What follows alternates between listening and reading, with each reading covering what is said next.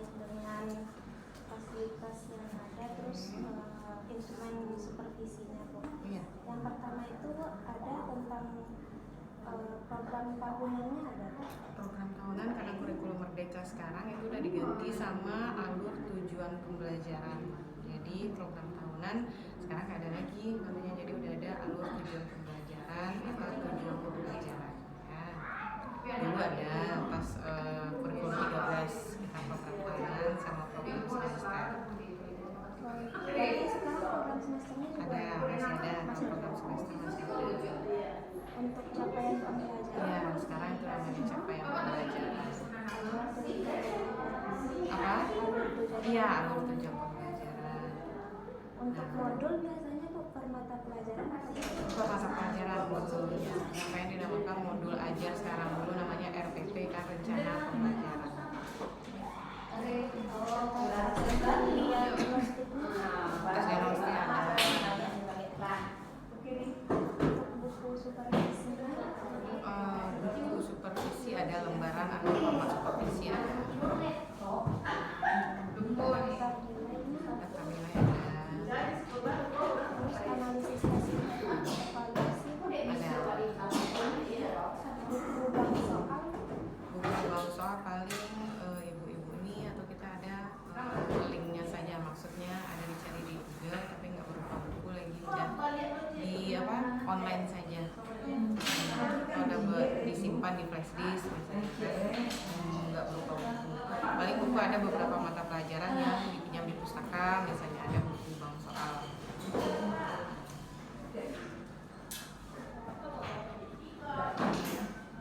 Untuk perbaikan dan pengayaan. Ada lembar, berarti lembar format nilai, perbaikan pola pengayaan, analisis ada. Terus jadwal pelajaran. Jadwal pelajaran ada. Itu disusunnya Bu per semester atau 1 tahun? Kalau jadwal pelajaran itu disusunnya per 6 bulan biasanya. Per 6 bulan per semester berarti ya. Dan kalau seandainya ada perubahan nanti ganti lagi, tapi enggak tergantung per 6 bulan mana tuh, per 3 bulan ada perubahan nanti diganti. Jadi seiring berjalan atau ada guru yang pindah, pensiun, sama ya guru baru masuk gitu kan, jadi disesuaikan.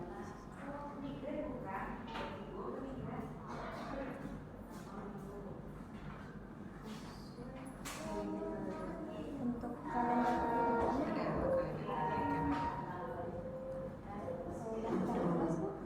daftar nilai kelas ya, daftar. Daftar kelas Bu, urutan nama-nama siswa di kelas. Ada absen kelasnya, berarti absen kehadiran kelas, absensi. Buku mutasi siswa. Ada itu berada pada masing-masing wali kelas nanti, dan ada juga nanti di tata usaha mutasi siswa. Cek kawan-kawan nih, ini wajah serama itu lebih kayak kurang siap-siap dosen tinggal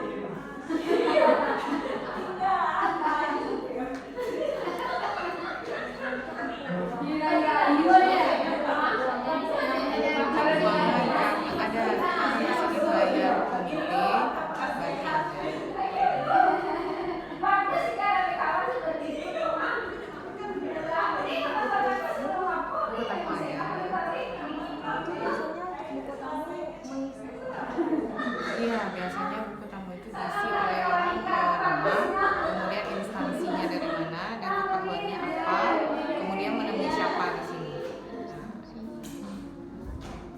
Ada panggilan yang pada pokoknya. Daftar inventaris kelas. Inventaris ada, Denah kelas. dengan kelas ada, Buku rapat. rapat ada, Daftar inventaris kelas. barang. Denah kelas.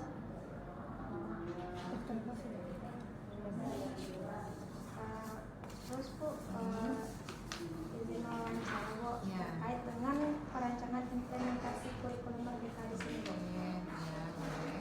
Jadi untuk bagaimana di sekolah ini telah menerapkan perancangan implementasi kurikulum Merdekanya Bu? Apakah sudah merata dari kelas 1 sampai 3 atau hanya kelas-kelas tertentu saja Bu? Nah, di kurikulum Merdeka yang kakak SMK 6 itu sudah semua kelas, udah kelas 10, 11 dan 12 kan itu dinamakan sekarang untuk yang kelas 10 fase E, kelas 11 dan 12 itu namanya sekarang fase E.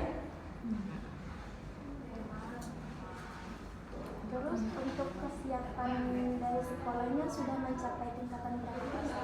Untuk kesiapan karena kita udah menerapkan kurikulum merdeka itu udah dari tahun 2021, jadi kesiapannya mungkin sudah hampir 90%. Paling yang kurangnya nanti kan di kurikulum merdeka ini selain dituntut gurunya yang menghambat pada peserta didik, berarti intinya di sini pusat konsentrasi atau pusatnya itu adalah peserta didiknya. Jadi peserta didik yang dimudahkan dalam berbagai hal. Intinya kita yang menghamba, kata-kata menghamba itu dalam tanda kutip berarti nggak bisa membebankan peserta didik, nggak hanya memarahi peserta didik gitu kan. Jadi kita cari jalannya bagaimana peserta didik itu mau masuk istilahnya ke kelas dan tahu nanti kita guru minat dan bakat siswa itu di mana. Jadi tidak hanya mengejar kognitifnya, ilmu pengetahuannya saja. Kita mencari sekarang apa minat dan bakatnya di mana. Makanya di kelas 10 itu ada istilahnya fase E. Nah, itu diajarkan nanti semua pelajaran, kalau itu kan jurusan kuliner. Nanti diajarkan semuanya, nanti akan kelihatan kemana siswa yang berminat. Kalau misalnya siswanya pada materi ini kurang berminat, kita cari, nggak harus semuanya dia penuh. Kan dulu tuntutannya anak harus ngerjain ini harus gitu kan. Kalau sekarang enggak, di mana dia bisanya. Berarti itulah yang capaiannya.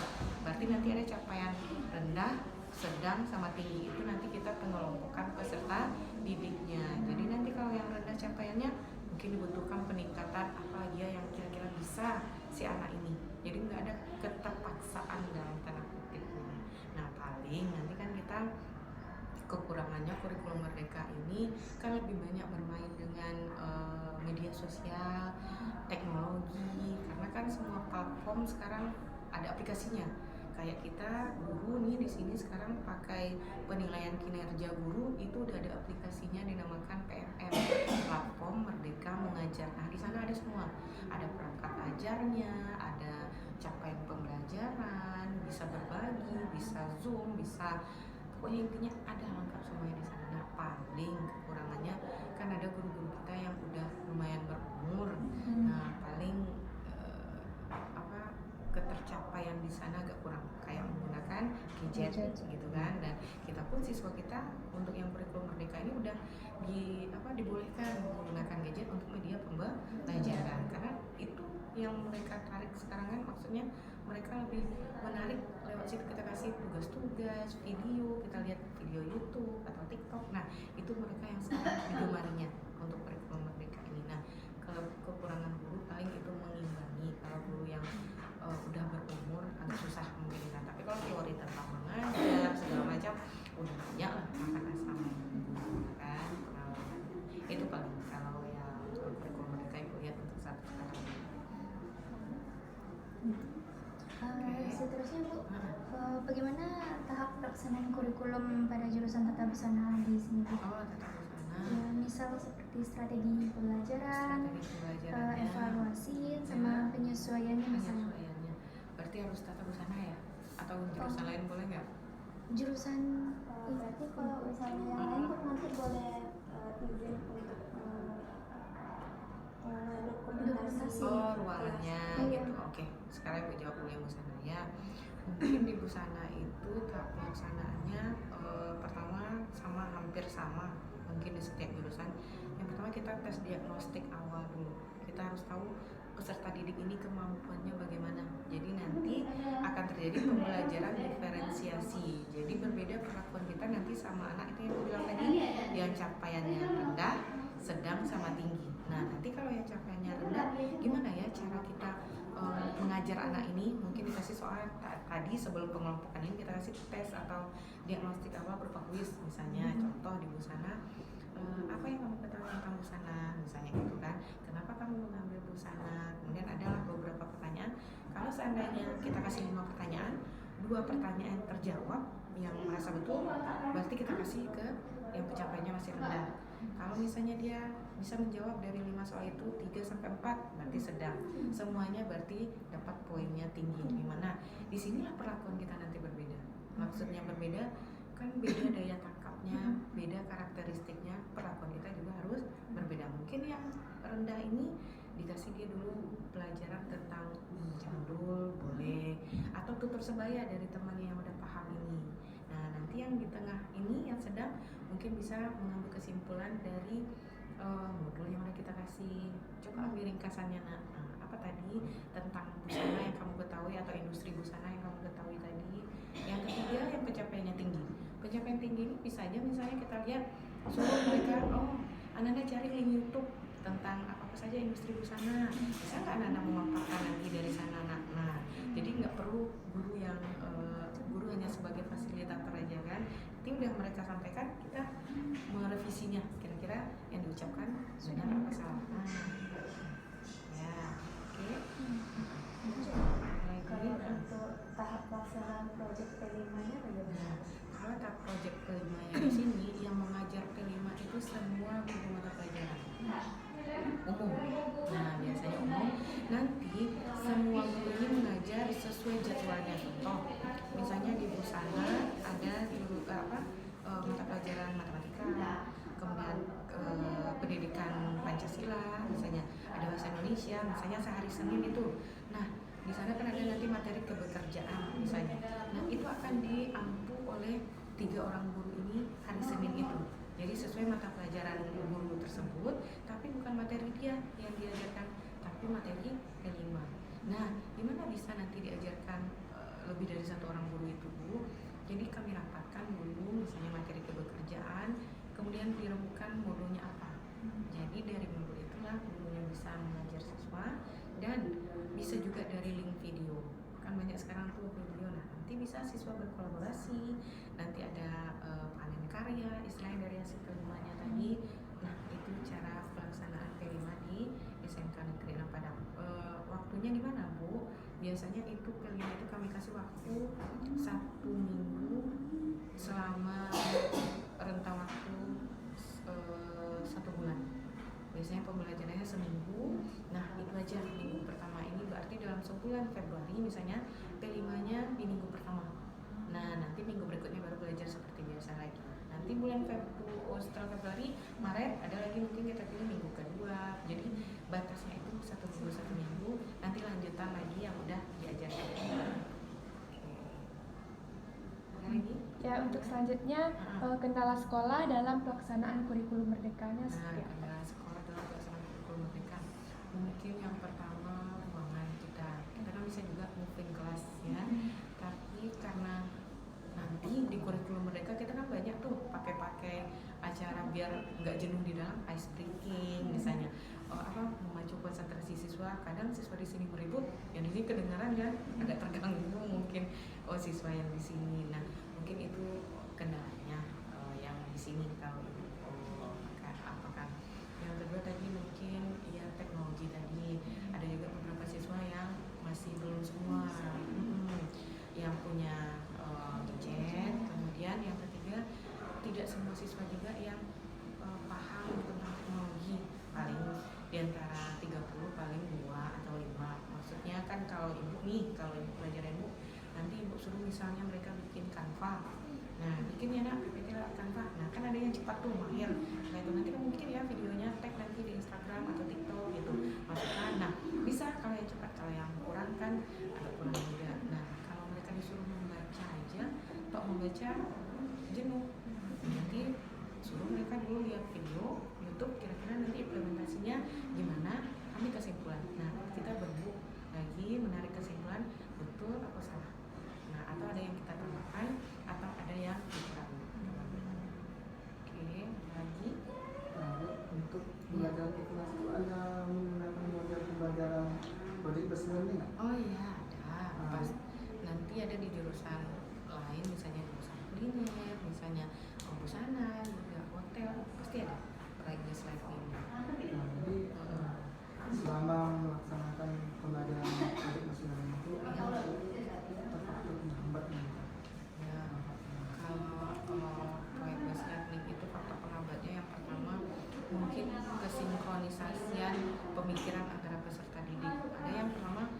apa ya proyeknya. Dan yang pertama mungkin siswa MIPA yang satunya nggak nyambung misalnya, nah susah temannya ini kan ngajak, Bu awak sih Bu yang tuh temannya nggak bisa Bu, nanti nebeng nama aja Bu. Nah itu mungkin paling yang pertama. Yang kedua mungkin permasalahannya agak susah siswanya mencari ide kira-kira apa ya yang mau diambil sebagai proyek. Nah itu paling, dan itulah tujuan guru sama siswanya berkolaborasi, kira-kira kalau seperti ini gimana. Nah akhirnya nanti waktu siswa bekerja sama dengan temannya, paling waktunya ini rumahnya jauh, ini jauh, kemudian pelajaran banyak juga kan, materi pelajarannya nggak hanya satu itu aja kan, banyak, makanya Bu tugas banyak Bu segala macam. Nah pengumpulan mereka bersama dalam mengerjakan proyek based learning-nya itu masalah waktu ya. iya, masalah waktu dalam penyelesaian Ini kan faktor idenya ya. jadi kalau untuk faktor pendukungnya gimana? Faktor pendukungnya itu tadi, guru bisa bekerja sama ngasih ide ke siswanya, ngapain susah-susah yang di dekat-dekat kita aja, contohnya kuliner, kira-kira apa masalah yang bisa kita angkat. Contoh kalau yang kuliner kemarin ini mereka terkendala karena edukasi materinya, kalau kuliner kan ada limbah tuh, limbah minyak goreng, sisa minyak goreng kan yang udah berapa kali pakai kan bisa dijadikan sabun. Nah kendalanya itu proses pengolahannya itu kan harus ada tambahan bahan kimia lain. Nah itu kan rencananya kan nggak sembarang juga, nanti itu ada aduk bahan kimia ini kita nggak tahu jadi kan. Nah maunya rencananya mau ke Smart Park kita berkolaborasi atau meminta ilmu, tapi itu belum tercapai. Jadi karena waktu tadi ini kegiatannya gurunya banyak di sini, pas tiba senggang yang pas dihubungin nggak bisa pula. Nah itu terkendala. Kalau sesama antar guru kita mata pelajaran udah bisa mungkin di berkolaborasi antara IPAS kan bisa tuh, proyek IPASnya mata pelajaran IPAS sama kuliner bisa bekerja sama kan. Kira-kira terkait dengan fasilitas kantor Bu, Iya. orang itu apa saja yang ada di kantor kegiatannya? Oh, ada ini Infokus, cuman masih kurang, dalam jumlahnya masih kurang. Kalau Infokus sudah ada printer, laptop, komputer, lagi meja, kursi, lagi ya fasilitas kantornya. Oh itu layar Infokus sama smartbox TV besar gitu kan, TV pintar untuk Zoom. Itu ada di ruang kepala sekolah. Speaker mic apa dia AC, kipas angin. Keseluruhannya Bu, itu bisa digunakan dengan baik atau? Insya Allah bisa. Paling yang banyak yang rusak itu printer, kipas angin, itu yang butuh banyak rusaknya. Kursi siswa itu biasa. Udah, oke.